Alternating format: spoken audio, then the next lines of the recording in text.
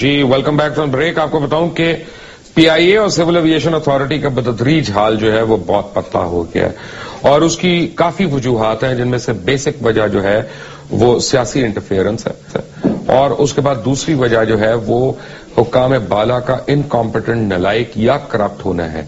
آج ان تینوں کا میں آپ کو ایک بڑا حسین امتزاج آپ کو بتاتا ہوں. پہلے میں سول ایویشن والوں کو میں جواب دینا چاہتا ہوں ایک بات کا، کیونکہ مجھے یہ جو ہے نا ابھی تک یہ ای میل مجھے کھٹک رہی ہے. کہاں گئی ہے یہ ای میل؟ بھائی یہیں پہ میں نے رکھی تھی. ہاں یہ ڈی ایس سلمان اقبال صاحب، اور یہ بھیجی تھی جناب سید محمد علی صاحب نے، ایئر کاموڈور سید محمد علی صاحب نے. یہ جو آپ کی ای میل ہے نا، اس کے جواب میں یہ سارے ڈاکیومنٹس میرے پاس پڑے ہیں. محمد علی صاحب، جب آپ کا دل کرے، جب آپ میں ہمت ہو، آئیے گا ذرا میرے پاس. یہ سب آپ کو میں دکھاتا ہوں یہاں پہ، اور پھر آپ کو بتاتا ہوں کہ آپ کے لوگ وہاں پہ سول ایویشن اتھارٹی میں کیا کر رہے ہیں، کیا ہو رہا ہے. ایک ایگزامپل آپ کو میں دیتا ہوں کہ ملتان ایئرپورٹ جب بن رہا تھا، یعنی رینوویٹ ہو رہا تھا، تو اس میں خاص طور پہ کلوز نمبر 11 ڈالا گیا. میرے پاس اوریجنل ڈاکیومنٹس پڑے ہیں. ملتان پہلے کی بات ہے، آج کی نہیں ہے. اور وہ کہتے ہیں کہ elevation system due to comparably advantages features as to crash safety, little susceptance to failure and simple maintenance, a hydraulically driven elevation system has to be provided. لیکن جب آپ نے اسلام آباد اور کراچی ایئرپورٹس کے لیے یہ بیڈز مانگی تو شجاعت عظیم نے یہ سارا کچھ کر کے فوری طور پہ electric and mechanical elevation systems پہ آ گئے. کیوں؟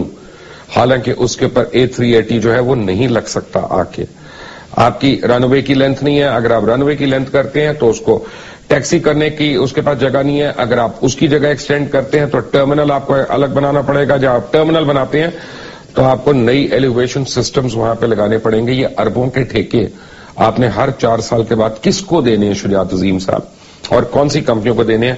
ان کمپنیوں کے بھی کٹے چٹے کھولنے کے لیے یہ سب میرے پاس پڑا ہے، جو انشاءاللہ اگلے پروگراموں میں آپ کو بتاؤں گا. ایز یو کین سی، کرا سچ میں بغیر ایویڈنس کے ہم لوگ بات نہیں کرتے.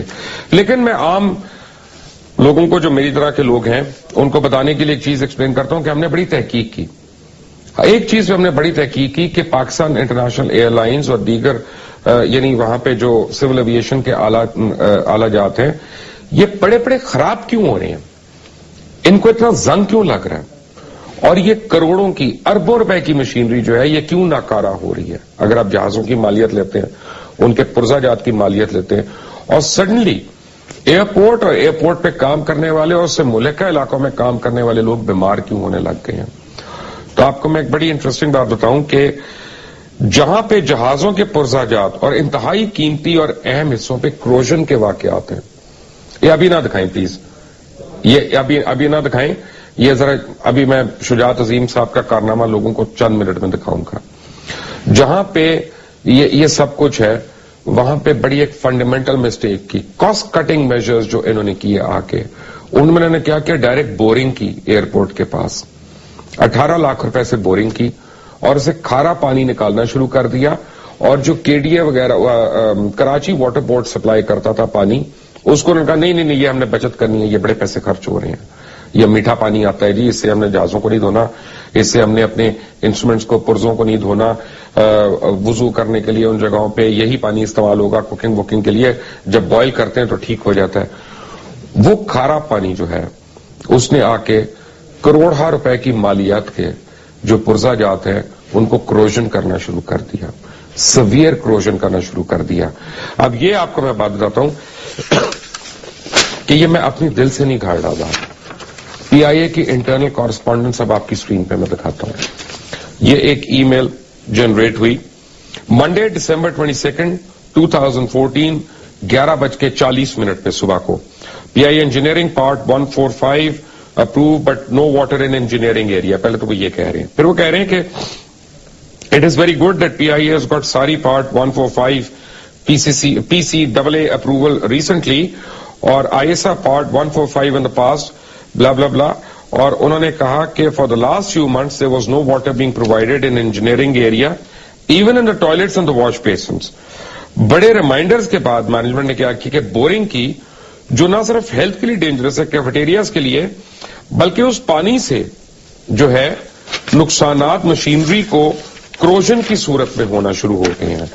اور ایک اور ای میل آئی 12/19/2014 کو 11:07 پہ, اور یہ اس کو C C T D G M projects کو, اس کے بعد یہ جمیل خان صاحب, طارق جمیل جو ہیں ان کو ہوئی, راشد احمد کراچی میں ان کو ہوئی, اور ان کا کہ the water is being used for testing of aircraft components in 2 sections of electrical shop, one galley equipment area and second is battery shop. The use of salty water has increased the failures of LRUs, that is aircraft components, جس میں esteem ovens ہیں, water boilers ہیں, water haters ہیں, کافی makers ہیں, batteries ہیں. The above salty water is not good for use. اور اس سے جو ان کا حال ہو رہا ہے اکوپمنٹ کا وہ آپ کے سامنے, اتنی سی نیگلیجنس اور اتنا بڑا نقصان, اس کا کون ذمہ دار؟ پھر اس کھارے پانی کا ایک کمال ہے, جو اسے وضو کر رہے ہیں ان کو سکن ڈیزیزز ہو رہی ہیں, جہاں پہ کوکنگ ہو رہی ہے اور وہ پی رہے ہیں لوگوں کو پیٹ کی بیماریاں ہو رہی ہیں, لوگوں کو مزید بیماریاں ہو رہی ہیں, کرو جو ہے وہ ان کو تکلیفیں ہو رہی ہیں, جہازوں کے اندر بچے جو ہے وہ روتے رہتے ہیں, چپ ہی نہیں کرتے ان کو جب پلاتے ہیں. کیوں؟ Because it goes and it sort of plays havoc with the internal system, کیونکہ اس پانی کے لیے جو ہے وہ human bodies are not tune to it. ان کو میٹھا پانی پینا ہے, کھارا پانی نہیں پینا جس پہ یہ بوائل کر کے دے رہے ہیں, بورنگ کر کے وہ پانی نکال رہے ہیں, ایئر پارٹ کمپوننٹس جو ہیں ان کو ان سے دھو رہے ہیں. اس میں کچھ باتیں ہیں, میں آپ کو چند باتیں بتانا چاہتا ہوں کہ اب کیونکہ اتنے پروگرامز ہم کر چکے ہیں پی آئی اے کے اوپر اور سول ایویشن کے اوپر کہ لوگ شاید تھوڑا سا کنفیوز ہونا شروع ہو گئے ہیں. آپ کو میں یہ بتا دوں کہ پی آئی اے کا حال یہ ہے کہ اپنے بہت زیادہ امپلائیز کی تنخواہ ہی نہیں دی انہوں نے اس دفعہ. بہت سو کو تنخواہ دینی ہے 10 تاریخ کو, باقیوں کو دینی ہے 18 تاریخ کو, اور کیبن کرو جو ہے ان کے غالباً کئی مہینوں سے الاؤنسز ہی نہیں آئے. آپ کو بتاتا ہوں کہ جب آپ پوری گلوب کے فلیٹس کو لیتے ہیں اور ایئر کرافٹس کو لیتے ہیں تو 50% جو گلوبل فلیٹ ہے, جیٹ ٹرانسپورٹ ہے, وہ صرف 20 ایئر لائنز دنیا کی استعمال کر رہی ہیں, اور یعنی وہ 1000 سے زیادہ ان کی تعداد ہے.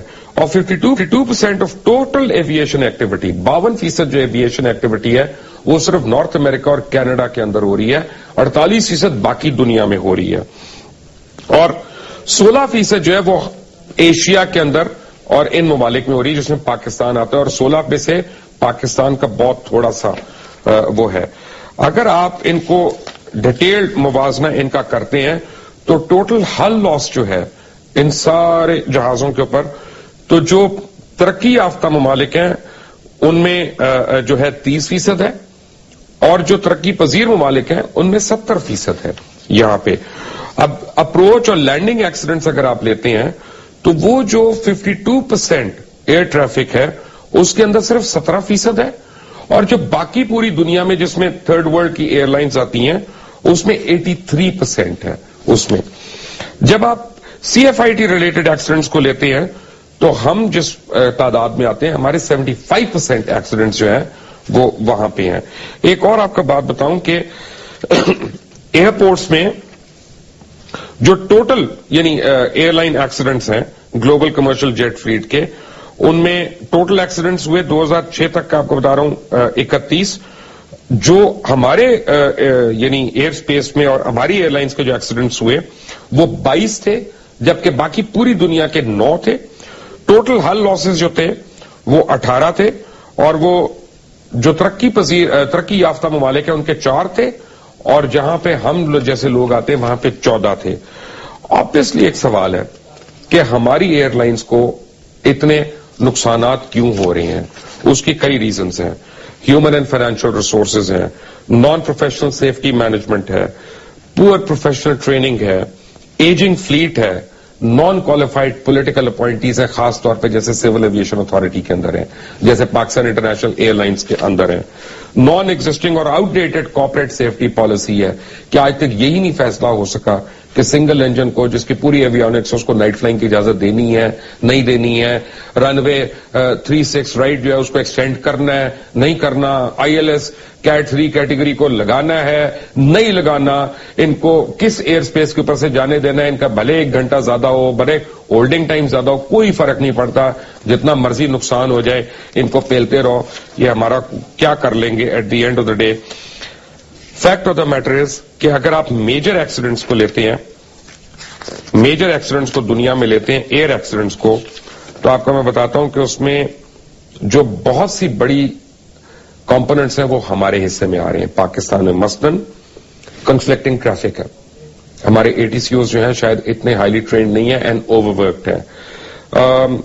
ہمارے جو گراؤنڈ اور ہمارے پیسنجرز اور کیبن کرو کا جو تناسب ہے, برڈز ہٹ جو ہے, میں کہتا ہوں پچھلے 1 سال میں اتنے جہازوں کو برڈ ہٹ ہوئی ہے پاکستان کے اندر کہ اگر آپ کو تعداد بتانا شروع کر دوں آپ لوگ جہازوں میں بیٹھنا چھوڑ دیں گے. آج بھی میں جب پلین لے کے میں اسلام آباد آ رہا تھا تو بڑی مشکل سے ہم بچے تھے, اتنی زیادہ برڈز تھیں ٹیک آف کرتے ہوئے. اور اس کے بعد آبویسلی جو ہماری ان برڈز کی وجہ سے جیٹس میں ایکسٹینسو انجن ڈیمیج اور انجن فائرز وغیرہ ہیں, وہ بڑے ایشو ہیں. ہمارے گیئرز اور ٹائرز جو ہیں ان کی ایڈیکویٹ ریپلیسمنٹ نہیں ہے کمرشل ایئر لائنز میں. کہنے کو یہ سارے اپنی SOPs مینٹین کر رہے ہیں بٹ ایکچولی نہیں ہو رہے.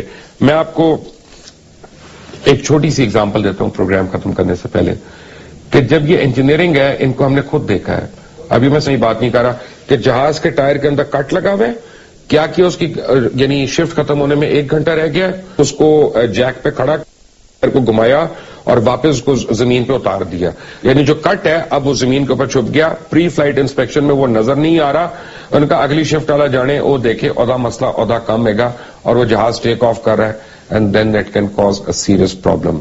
Pakistan International Airlines Civil Aviation Authority together they are heading for a disaster. Compliments mister Shujaat Azeem. اگلے پروگرام میں آپ کو بتاؤں گا یہ گھپلے بلینز کے گھپلے یہ کیا ہو رہے ہیں.